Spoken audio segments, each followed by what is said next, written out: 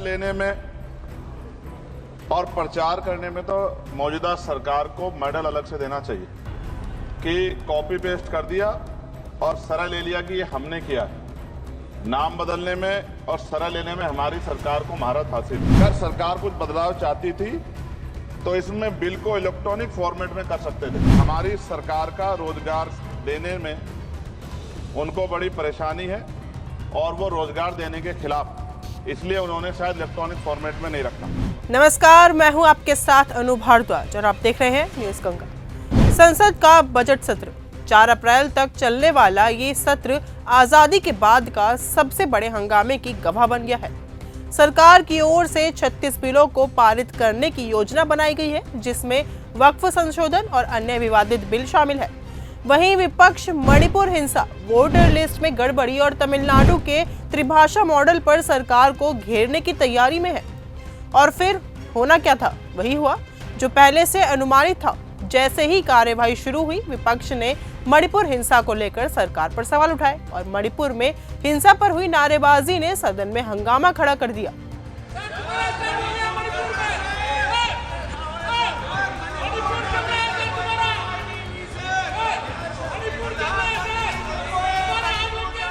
लेकिन ये तो बस शुरुआत थी। जैसे ही तमिलनाडु के त्रिभाषा मॉडल पर चर्चा हुई, विपक्षी सांसदों ने सदन को घेर लिया। उनका आरोप था कि सरकार ने तमिलनाडु के छात्रों के भविष्य के साथ खिलवाड़ किया है।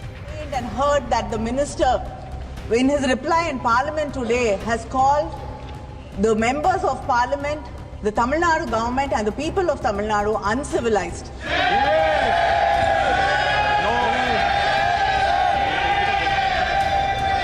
Truth is that members of parliament, sir, that is not enough, sir. Sir, Let me first withdraw my word. If it hurts my word to anybody, I withdraw my words. I don't have an issue on that. विपक्षी सांसदों का ये हंगामा केवल मणिपुर और तमिलनाडु तक सीमित नहीं था।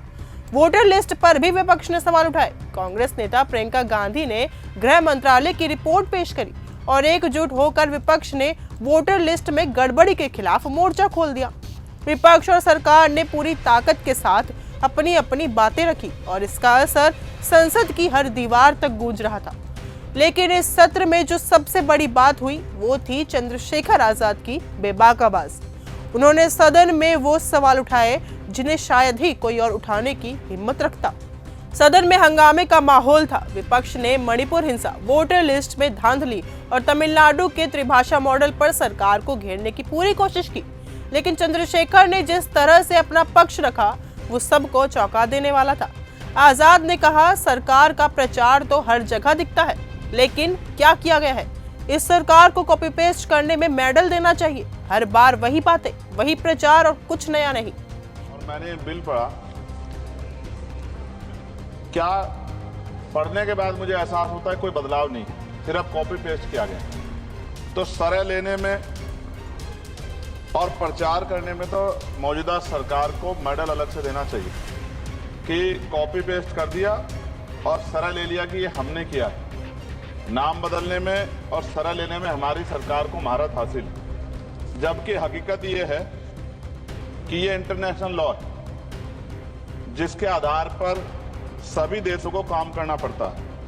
अगर सरकार कुछ बदलाव चाहती थी तो इसमें बिल को इलेक्ट्रॉनिक फॉर्मेट में कर सकते थे।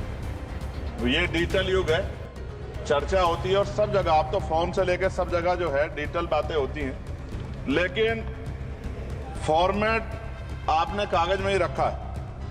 कई देशों के बिल इंडिया में ही बन रहे हैं मैन पावर की वजह से। संसद में आज जो हुआ वो महज एक दिन का हंगामा नहीं था।